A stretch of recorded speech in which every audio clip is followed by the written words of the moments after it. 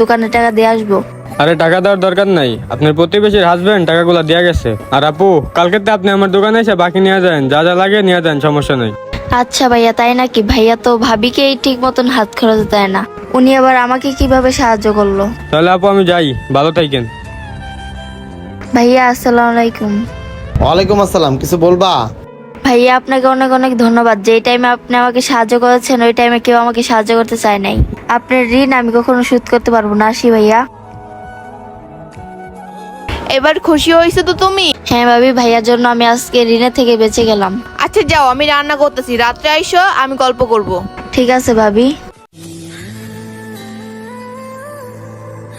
এই মনি দাঁড়াও, এই পাশের বাড়ির এই আপুটা আমাকে ধন্যবাদ দিল কেন?